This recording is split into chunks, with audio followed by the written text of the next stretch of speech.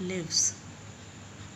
According to rule, along with my friend, it's a singular noun. We will be adding s to the main verb. My father goes and we go. The sun shines. Stars shine. Beauty needs. Do you obey your parents? This is an interrogative sentence. He leaves early for his classes. He does not wait. Honesty pays. Karthik does not want. Meenu and Sonu.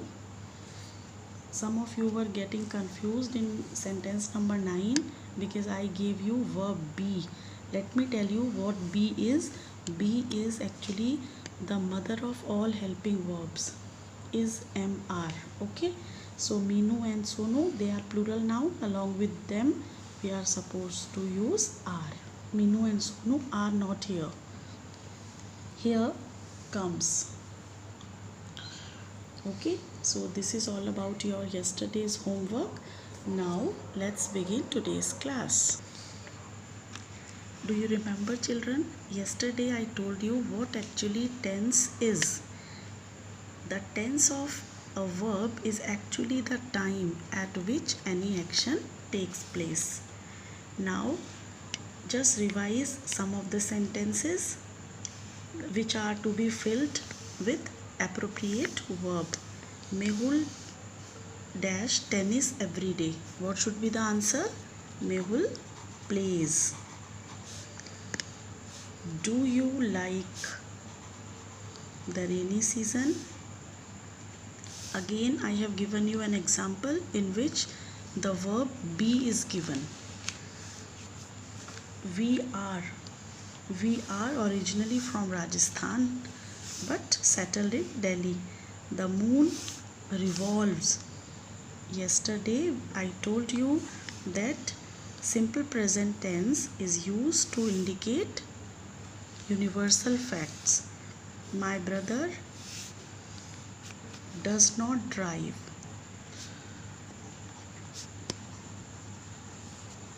Okay, now let's begin present continuous tense, that is next sub part of present tense. This tense is also called present progressive tense. Why this is called continuous or progressive? Because in this tense the verb that we are talking about is in continuity or ongoing, and progressive means the verb is in progress. Same thing. Uses of this tense: we include the action happening now at the same instant, action happening around, not permanently or habitually, to indicate future tense. How? I have brought some examples. With the help of example, these points will be clearer to you. First of all, action happening right now, instant, at the same instant. Let's see. 2 candles are burning now. Now means right now 2 candles are burning. Mudit is watching TV. That means at this instant, right now, Mudit is watching TV. Now for this, use action happening around, not permanent or habitual action.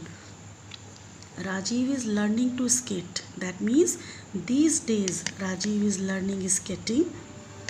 I am living with my friend until I get a room in the hostel. Ready, go. It also means that I am living these days with my friend. We are taking our dinner tonight in a famous restaurant. This is an action that is going to take place in future. We are taking our dinner tonight. That means we are going to take our dinner tonight. My brother is coming home tomorrow, as tomorrow indicates any action that will take place in the future, but for indicating future we have used present continuous tense. For present continuous tense, we do have these helping verbs is, am, are. Along with I, we use am. With we, you, they and plural, we use are. With he, she, it, name and singular noun, we use is. Let's throw a glance on these examples. I am teaching English grammar these days. As you can see, I have used helping verb am accordingly, and I have added ing to the main verb. We are taking online classes. You are submitting your assignment regularly. They are taking their breakfast. He is staying indoors. She is baking chocolate cookies today. Moti is protecting its master's house. Samir is arranging his books neatly. So you should learn, children, that in this present continuous tense, in which we indicate any action in continuity or ongoing action, or any action going to take place in future, we use these helping verbs is, am, are. According to this rule, I am along with these are along with these nouns is. Okay, and we add ing to the main verb. It is clear by these examples. Now if we have to frame negative sentences, definitely we are supposed to add not to the main verb. If you remember, yesterday I told you when we were learning simple present tense or present indefinite tense, I told you, do you remember which are the helping verbs to indicate present indefinite tense? Do and does. And when we made negative sentences, we added not to do and we made it don't. We added not to does and we made it doesn't. Okay, in the similar manner, if we add not to am, it becomes ain't. Either am not or ain't is its contracted form. Are not or aren't, is not or isn't. Negative sentences which express negation. Examples: we are not going outdoor these days. They are not coming over for a lunch. Karthik is not attending his classes these days. Shivani is not watching TV. He is not writing any composition nowadays. As you can see, we have used helping verb along with not. Helping verb not. Helping verb not. And we have added ing to the main verb. I think you have understood this. Now let's start to learn interrogative sentences, how to make interrogative sentences. If you remember, children, yesterday I told you interrogative sentences means questions. In order to frame such kind of sentences, either we need helping verb or WH words are also used before those helping verbs. Do you remember I told you the example of your junior classes, like I am a teacher, I am not a teacher, am I a teacher? In order to make a sentence interrogative, we place the helping verb at the first place. In the similar manner, if we talk about the examples of present continuous tense, we can learn in a very simple manner, like I am watching TV, I am not watching TV, am I watching TV, or what am I doing? Okay, so this example is beginning with helping verb. Are you meeting your friends these days? I told you, children, if a sentence is beginning with helping verb, it will be answered in yes or no.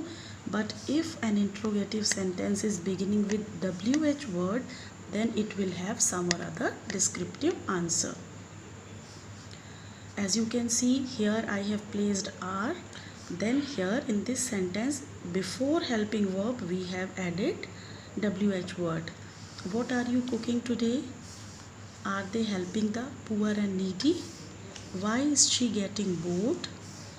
Is he following the instructions? where is the thief hiding the stolen money? So what we have learned, how to make interrogative sentence. Helping verb is placed before the subject and simply ing is added to the main verb.